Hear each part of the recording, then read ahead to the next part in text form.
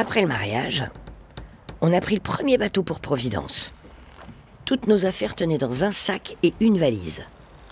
Le soir, John me racontait ce qu'il savait des pirates, ce qui se chuchotait dans les tavernes des Caraïbes et pendant les soirées de marins. Tu sais quelle est la devise des pirates? Non. A merry life and a short one. Une vie joyeuse, mais courte. C'est ça qui nous attend. Moi, ça me dérangeait pas d'avoir une vie courte, tant qu'elle était intéressante. C'est la grande voile, laissez-moi vous raconter l'histoire. C'est le d'une femme qu'on appelle Anne Bonny. Anne Bonny, c'est moi. Venez avec moi si vous voulez vraiment tout savoir. Ouais. La fille de pirate, non c'est pas comme dans les livres. Ça, c'est vrai.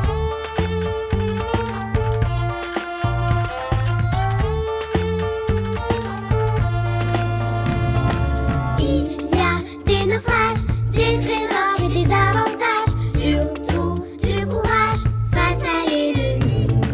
Il y a des rencontres, des voyages à travers le monde. Je vous les raconte, moi Anne Bonny.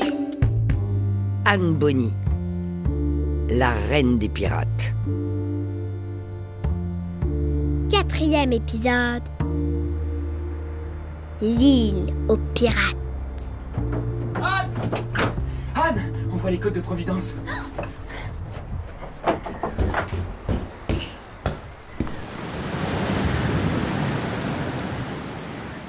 Ah, c'est quoi cette odeur immonde?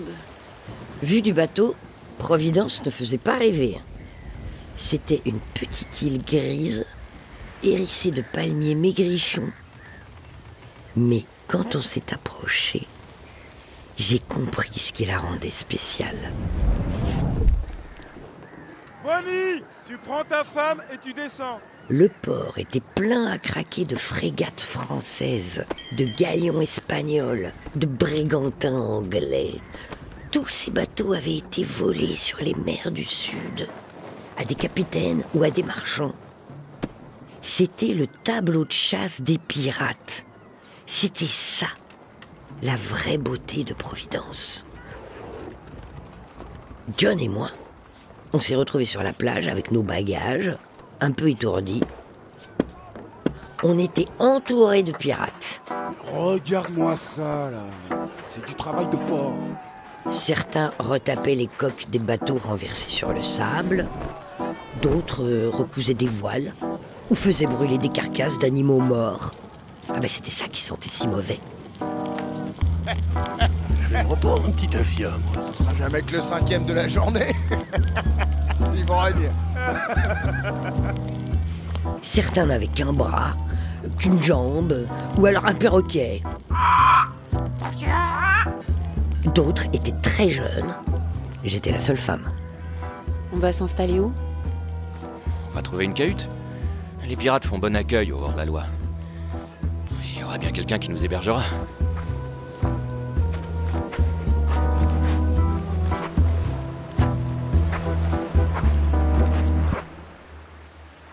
On s'est trouvé une petite cabane sur la plage.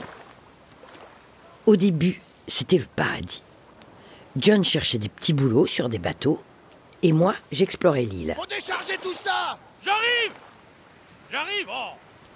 Ce que je préférais, c'était quand un bateau entrait dans le port chargé de son butin. Allez, tiens, prends ça. Oui. Ça vient du Portugal. Et ça?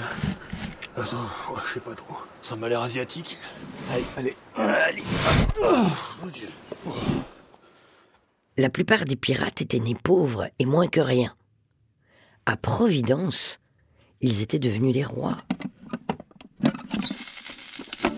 Des ducats d'Espagne.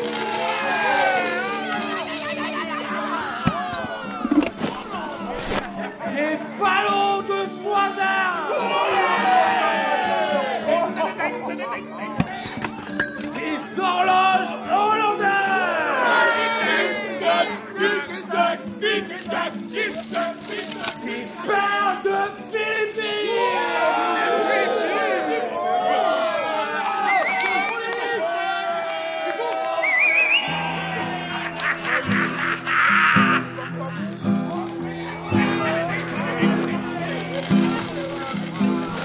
revoir à vous, oh, mesdames espagnoles. Au revoir à vous, demoiselles d'Espagne. Les vagues nous appellent, non, ne soyez pas cruelles, mais nous reviendrons bientôt près de vous. Au revoir à vous, oh, mesdames espagnoles. Au revoir à vous, demoiselles d'Espagne. Les vagues nous appellent, non, ne soyez pas cruelles, car nous reviendrons bientôt près de vous. Alors que chaque homme finisse sa chope, alors que chaque homme descend de sa bière, que l'on boive dans l'ivresse pour noyer notre tristesse, à la santé des femmes de notre cœur.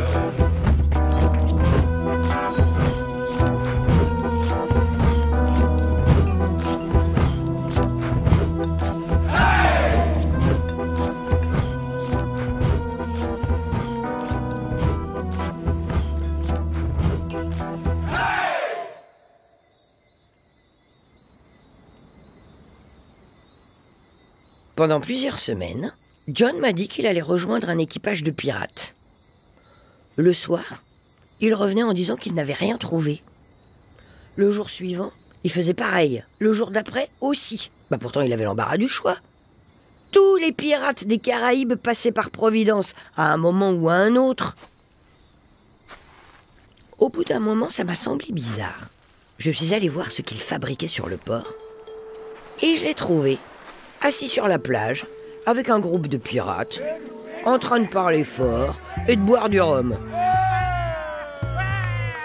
John préférait parler d'aventures plutôt que de risquer de les vivre. J'avais cru m'enfuir avec un flamboyant marin. Je vais me faire pirate. Je me retrouvais avec un garçon aussi froussard que les crétins de Charleston. J'ai honte d'être ta femme. J'étais coincée. Et bientôt, on n'aurait plus un sou. Il fallait que je travaille. Providence avait beau être la république des pirates, pour les femmes, c'était comme partout ailleurs. Babonne, allez, viens sur mes genoux. C'est-à-dire pas terrible. C'est que je l'adore. Les femmes n'étaient pas les bienvenues sur les bateaux. Elles ne pouvaient pas devenir pirates. Les seules que j'avais rencontrées sur l'île travaillaient dans des tavernes. Ça faisait pas rêver. Ça voulait dire servir du punch à des pirates ivres morts et souvent grossiers. Hé, bas les pattes. Elle est bien faite, mais mal dégrossie. Redis ça et je te fous dehors à coups de talon. Celle-là n'a pas volé. Mais c'était mieux que de ne rien faire en attendant John Bonny toute la journée. Alors un jour, Une rasade pour Téti, là. je suis allé dans la plus grande taverne de l'île pour voir s'ils avaient besoin de serveuses. Et là, pour la deuxième fois, le destin a mis un homme sur mon chemin. Sauf que cette fois, c'était un vrai pirate. Jack était assis dans la salle du fond. Il jouait de la musique. Quand il a vu que je le regardais, il s'est approché de moi. Mademoiselle, Madame, je vous demande rien. Je voudrais juste vous offrir un verre de punch. et de la part de... Jack Rackham, pour vous servir. Tu sais ce que c'est que le coup de foudre? C'est quand on voit quelqu'un et le reste du monde disparaît. J'ai jamais compris pourquoi on utilise cette expression. À côté de chez moi, en Irlande, il y avait un arbre qui avait été frappé par la foudre et qui était devenu tout noir et desséché. Le coup de foudre, c'est le contraire. C'est quand, en voyant quelqu'un, on se sent soudain complètement vivant.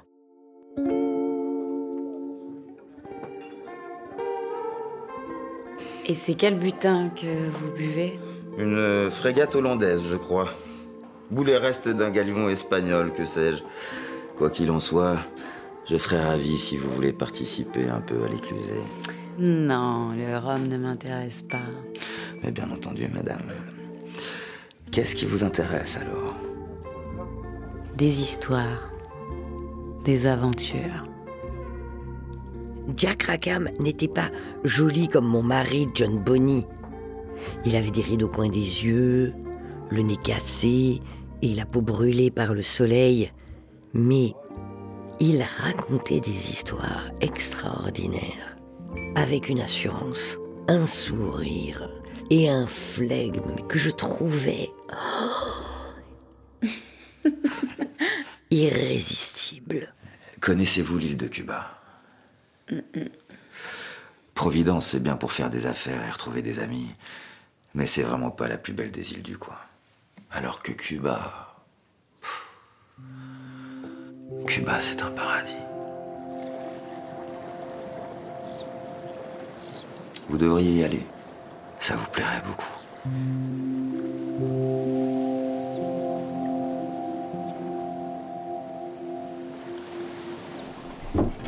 Je suis rentré chez moi. J'ai dit à John que c'était fini et je suis parti retrouver Jack.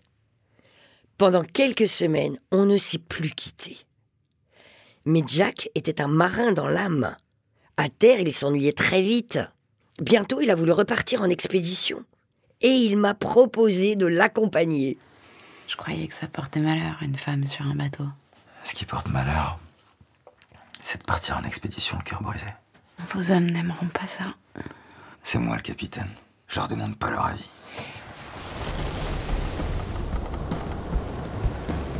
On a filé dans la nuit étoilée. Et bientôt, on s'est retrouvés seuls, sur la mer immense. Jack m'a prise dans ses bras et m'a dit que, désormais, on était libre.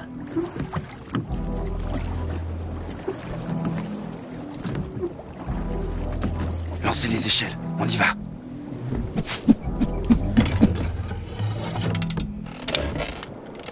Qu'est-ce que c'est? Des voleurs. Des pirates. Comment ça, des pirates? Des pirates?